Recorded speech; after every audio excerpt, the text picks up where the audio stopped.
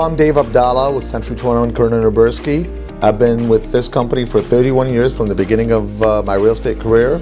I've sold about 6,000 houses in my career and about $800 million worth of real estate sales. I've been blessed to have been number one in sales in the country for 2 out of the last 4 years and number 2 in the country for another 2 out of the last 4 years. It's been a great run with 18 years as the number one selling agent in the state of Michigan. I'm married with 3 kids. They're 3 adults now. I have my wife Lena. I have my 2 daughters, Rhonda, the oldest, and Alina. And I have my son Hisham. Well, as far as the things that I enjoy, as far as without selling real estate, I enjoy politics, and I'm a huge Detroit Lions fan. Some people wouldn't admit that, but I'm a huge Detroit Lions fan. The biggest thing that the Dave Abdallah team is able to provide people is number 1, experience. Number 2 is a proven track record. I mean, we have 6,000 houses sold and $800 million worth of real estate sales since I started in the real estate business. No one can compete with that.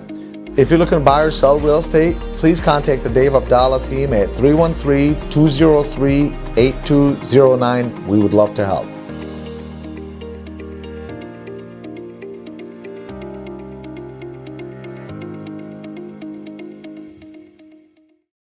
Hello everyone, welcome to our weekly broadcast. I'm Wassim and our guest this week is Dave Abdallah, Wassim Dave Abdallah, a member of the City Council in Dearborn Heights and also a successful real estate agent in the area. Welcome to our broadcast. Thank you. This week, Dave. And I know that we spoke to you in Arabic a little bit ago, and we talked about your successful career as a real estate agent, and also we talked about the political issues that right now pending in Dearborn Heights. So we're going to talk about this very quickly. Sure. First of all, I know that you came here when you were 9 years old, and from Lebanon. Oh, yes. So, and I heard you speaking in Arabic, and I decided that I'm going to hire you to work for the Arabic, the Arabic section. So, you did very well.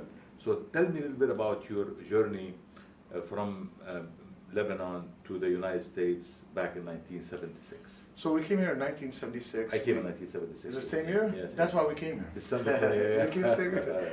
So we came, my parents immigrated to this country in 1976 from Beirut, Lebanon. Which month, days? It would have been in, I remember it was a week before Halloween. It was exactly 1 week before Halloween. So I came in December 28th. And then you followed me then. Yeah, okay. So we came here, the war in Lebanon had started about a year and a half earlier. Civil war, yeah. Yeah, civil war in Lebanon, and it Actually just got started in April 13. Yeah, and it got to the point where, for my parents specifically, my dad was doing pretty well financially in Lebanon. He had a very successful business, and it got to the point where, his kids and our well-being was more important than anything else he had in Lebanon. So he just basically shut down everything, and we got our visas to the United States and came here what was at the time supposed to be on a temporary basis. And here it is, the rest is history. He ended up coming here, he ended up loving this country. At his house right now, if you went to buy his house, you'll see about 20 flags on everything and anything around his house, American flags. He loves this country. We grew up here, coming here as a child, and I grew up to love this country. And yeah, here we are. But you also love Lebanon too. I love Lebanon you visit also. Lebanon every I visit year. Lebanon on a yearly basis. I love that country. It's a beautiful country. I have a lot of great memories there. It is still a country that I consider also my country, just like America is also my country. And yeah, love them both. So Dave, you came here 9 years old. You went to school here in Dearborn, and you graduated from Fortson High School, and then you went to U of M, right? Right. I came here. I didn't have any English background whatsoever, so I came here at basically at the end of 5th grade.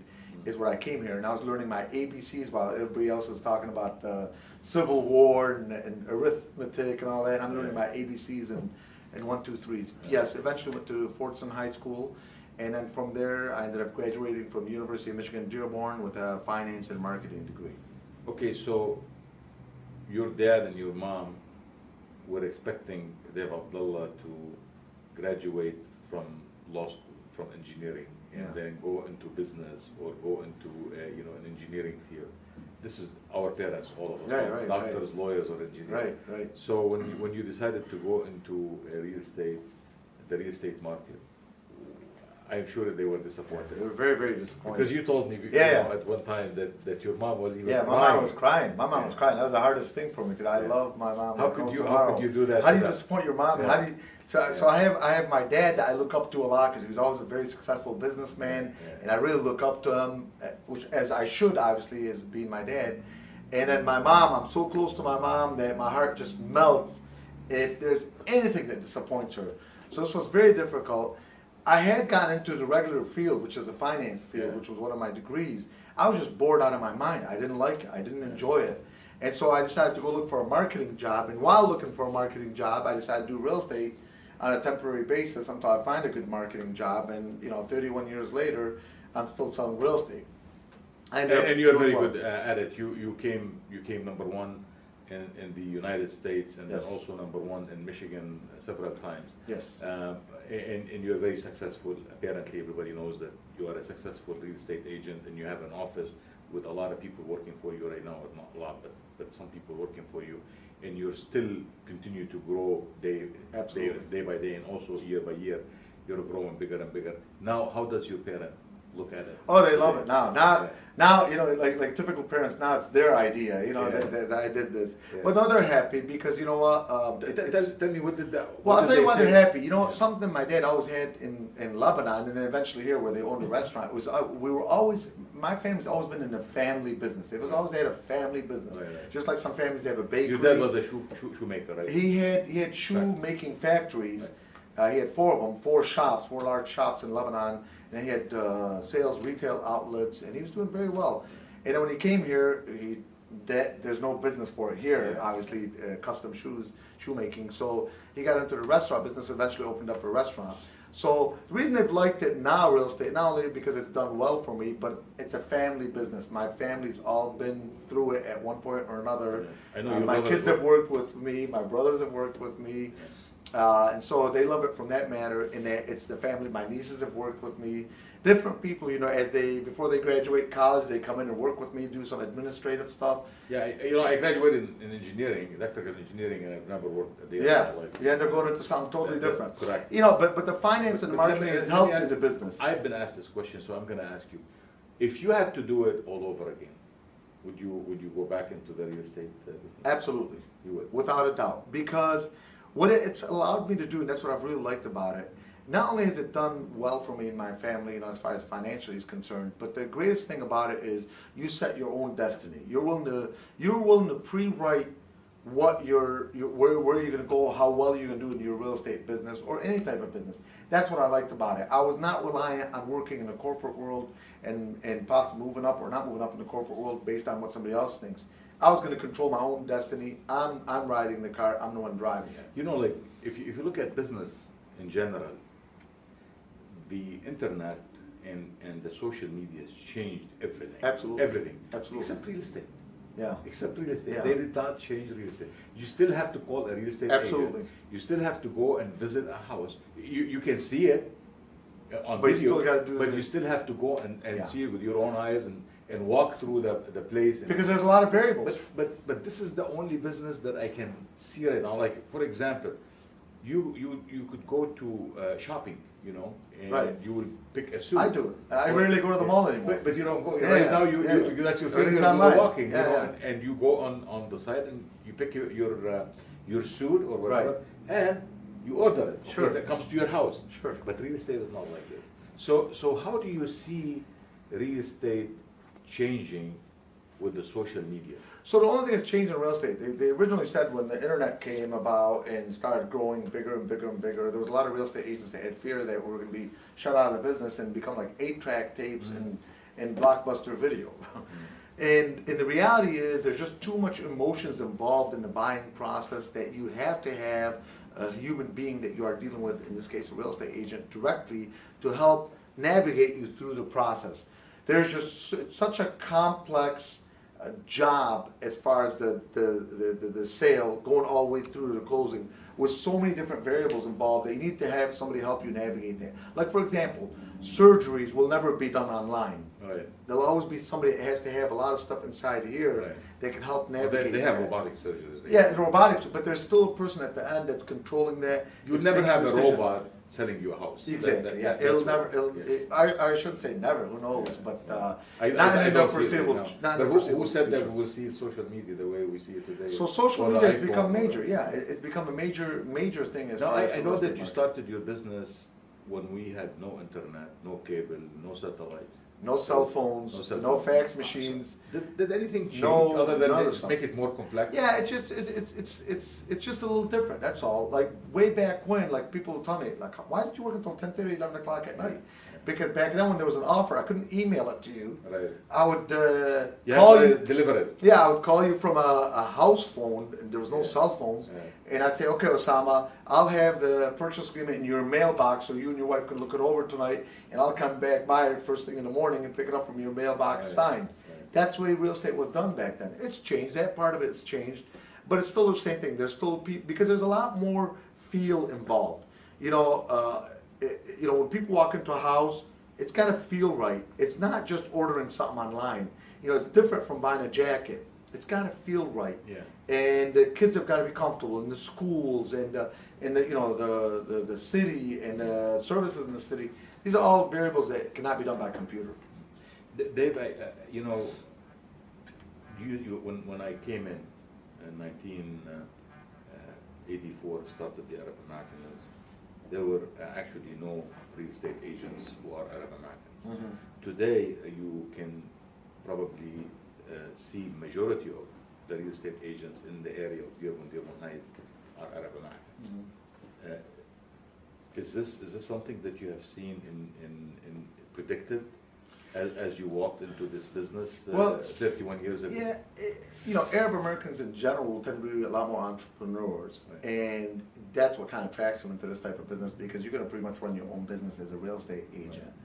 Right. The other thing is, it is very easy business to get into. It's very hard to become successful at it, but it's very easy business to get into.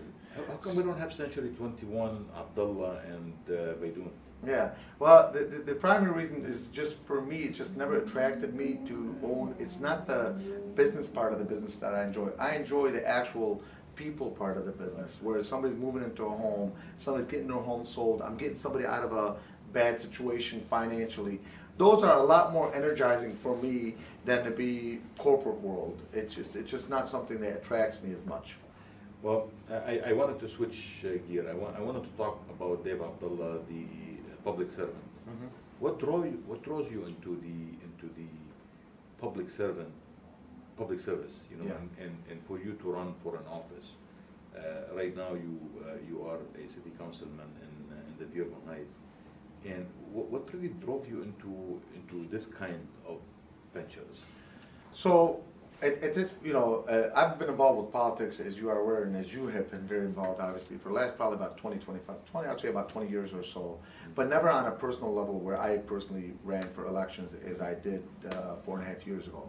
What draws me to it is I love this country. I believe in the Constitution of this country. I believe in the charter of our cities. I believe in the state of Michigan's rules and laws. And I also believe that each and every one of us has got to give back to your community, your country, with whatever way possible that you could. Now, at my age, being 53 years old, the Army's not going to take me as a new recruit, okay? So that's not the way I could serve. At my age, I didn't want to do something politically that would require a full-time thing. Yeah. City Council allowed me to serve my country, serve my city, serve my fellow residents, while at the same time I still run my real estate business because it's a part-time occupation. Right. So that's what drew me to this. What also drew me to this, as I mentioned in an earlier interview in Arabic, my dad's love for this country is beyond belief. He's got a flag on almost everything he owns, an American flag that is. And his love is for this country and what it's done for him and his family and saving his family from a war-torn country, the Civil War in Lebanon, means a lot to him. So this is my way also of making my dad and my mom happy, but also teaching the younger generation, like my kids and others, that in any type of situation, you don't just take, you give back. That's why they always say pay it back forward. In my real estate company, for example, I teach all the time.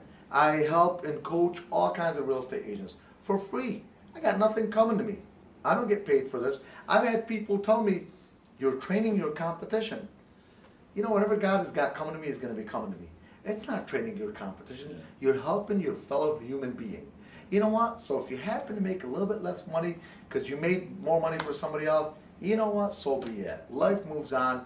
I'm comfortable with that. Well, It's giving back is what's most important to me. Yeah, well, And that's the way I grew up with my mom and dad, especially my dad, was always giving back in the community that he lived in. And that inspired me as a little kid watching him give back to the community, and that inspired me to do the same as I grew older. Well, speaking about city council and public service and your position, this is your first term. I'm And- going for my second term Yeah, now. you're going second, so you're running in this year for a Correct. second term. You're seeking a second term on the Correct. city council. And some people have questioned me saying, are you crazy to do this all over again? But I feel very good about doing this again. Like I said, I feel it's an obligation of Well, mine. maybe to do maybe it. they're asking you if you're crazy because they've been watching what's going on Yeah. on the city council. And since the beginning of last year, actually, in 2018, there has been a change of an attitude or behavior at the city council. We see a city council that is deeply divided, and especially between the majority of the city council and the minority, and between the majority of in the city council and the mayor. And there's lots of bickering. We've hosted the mayor, and I wanted to say to you right now that we'll talk about this with you, and also we're going to talk about this with other people on the city council who do not agree with the mayor.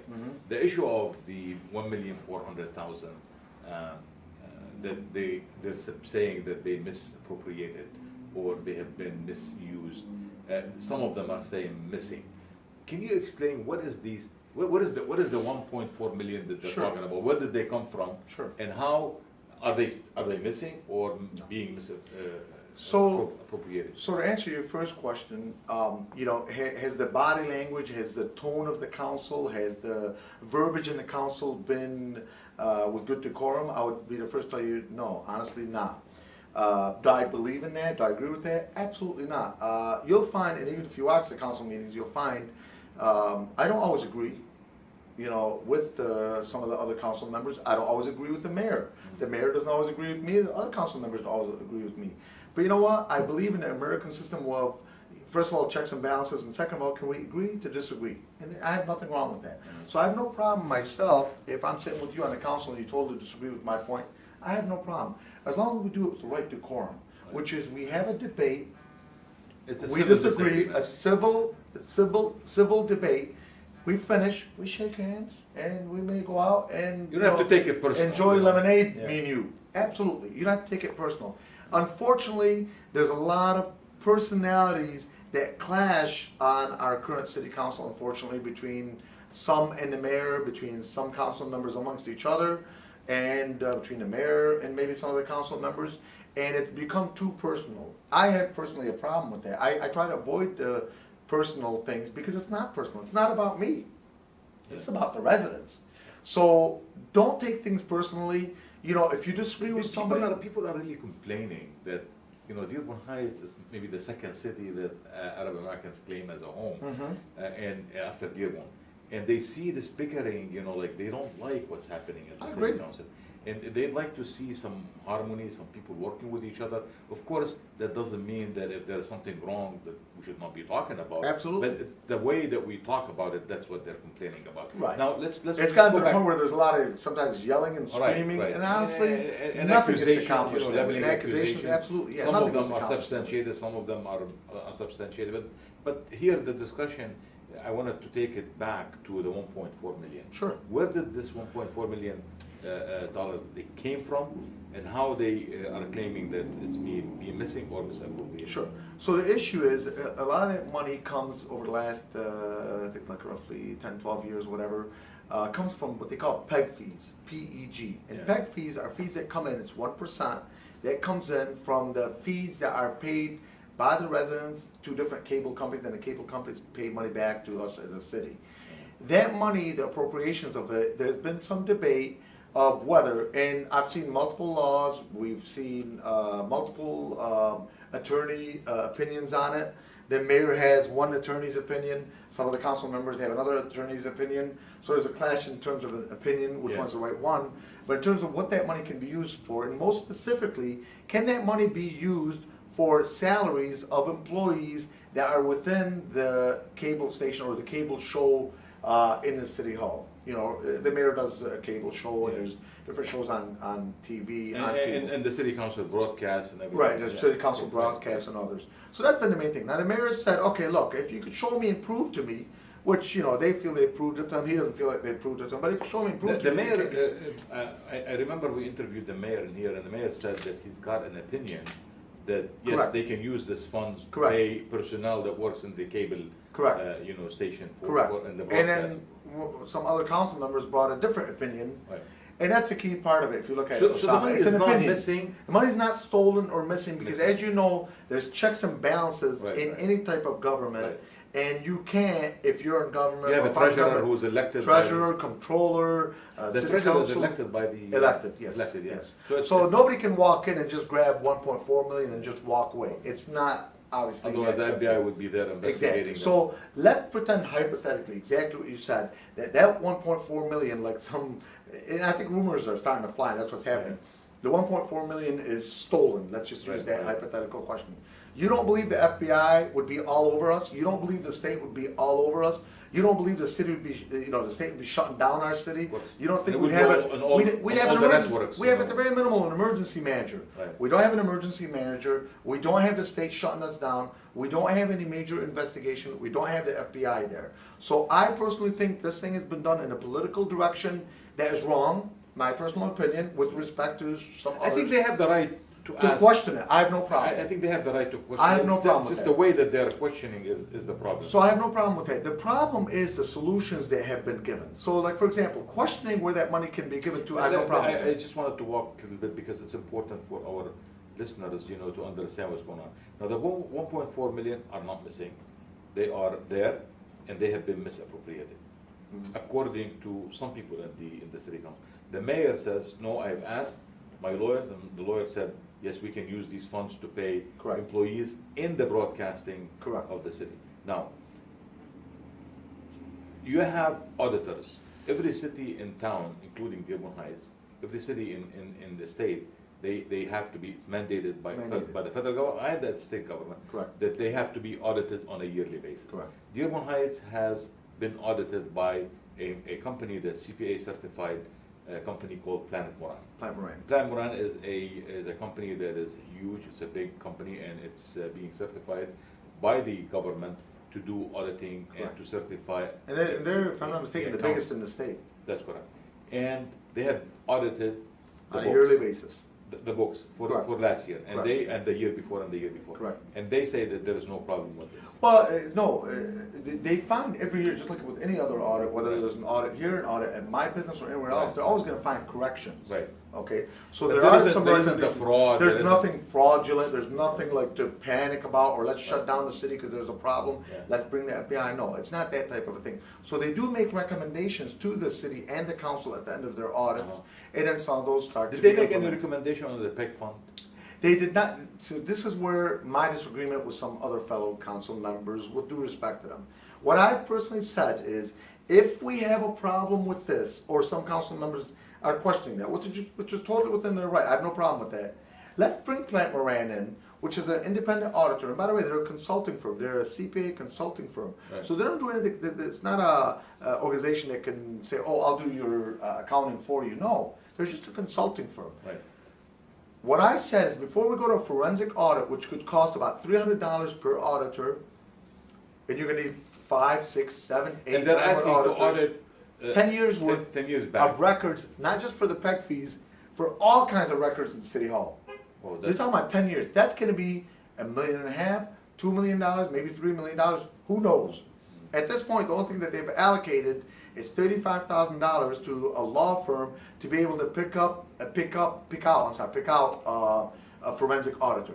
I think it's absolutely ludicrous, So personally. the $35,000 that they have auzed It's just to pick an it's just to auditor. pick an auditor. Right. Now the auditors, they come in And they have to audit 10 years of books. Of books, Of books. and numbers, and finances. And finances for everything, not For only, everything. not And the tax. $300 per hour per auditor, auditor. and then you're also getting, don't forget What the is the employees budget? What involved. is the budget, the yearly budget for? It's about 43, 45 million in that ballpark, 44 million. Yeah. So we're talking So you got about 10%. Yeah. It could cost potentially 10%, and we can't afford that. That's the problem. Yeah. So what I've said, even if it is affordable, my personal viewpoint on this is, why are we gonna automatically go and spend 2, 3 million, maybe 4 million, or who knows what it's gonna be, because nobody knows yet. Why don't we bring Plant Moran in, which we've already paid, and they've already audited our books, and they know everything from A to Z, And the to question- answer our questions. If we feel these questions are not to our satisfaction, then you move it up a notch. My problem is going from here to here without the steps in between. And, as I mentioned to somebody, the analogy, it's like a little kid, stealing a bubble gum, Right. and then city decides to take him straight to the Supreme Court to try him. It's just too big of a step before you have Take the him to the in-between. district court Let's first. start in the district court, and then we'll go from there. Okay, let me ask a question for you that probably is on the mind of people who are listening. What is next in here? Now, the mayor is saying over my dead body. Right, he's not gonna sign the So he agreement. vetoed, he vetoed, He vetoed it. they overridden his They veto. overrode it. Right. So, right now, the There- city council 5-2 have made the decision to bring in the forensic audits, right? Mhm. And they hired a company, a law firm to pick out. They've not been officially hired as of yet. They Okay. voted on it to They hire voted, it, and yeah. the mayor has said he's not signing. Okay, so they picked the law firm, and now it's the mayor who will make the decision whether it Would sign. Would sign. Right. So And the right now mayor, he's saying the he mayor won't is saying, I am not going to sign this. He's saying like. What is this gonna end up? He's saying, in well, let's court? talk to, it could end up in the courts. Okay. Everything is very possible. He's saying, let's talk with Plant Moran first, like I am saying. Bring them in, let's talk to them, let's see how they feel. Maybe we have to bring in a specialist. But to just go dig every single thing in the city for the last 10 years, any dollar and cent that went in or out of the city is just absolutely way over the top, overreacting. Not in defense of the mayor, and here we're being very objective. He is an accountant, right? He's a Correct. CPA. He's got multiple CPA degrees, yeah. So, is this personal? You think? You're talking about between the council, some of Right, the council members right. and them? Well, do I know for a fact I can't get inside people's brains, or council members' brains, but I can tell you, there's definitely some friction. That I can tell you. Is it personal? Only God knows. Yeah. But I tell you, there's definitely some friction between some council members and the mayor, and therefore that may possibly be, and the key word is possibly, be the cause of that. I don't know. How You do know. how do you see this, how do you see it ending? There's a chance it may end up in the courts. And I'm hoping and praying that we avoid that, because again, it's more cost to the residents. Look, I have a fiduciary duty. I was voted in by 63,000 residents in the city of Dearborn Heights to protect their interests, to protect their money. And I am not gonna go and authorize and vote for something that's gonna cost in the millions just When it's to being- make when somebody can be comfortable. avoided. When it could be avoided at much lower cost. Right. And then we'll go to the next step if we have to. I personally don't see that there's a need for that.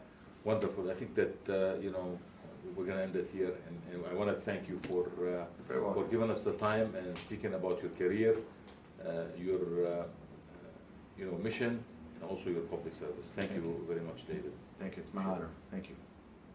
If you're looking to buy or sell real estate, please contact the Dave Abdallah team at 313-203-8209. We would love to help.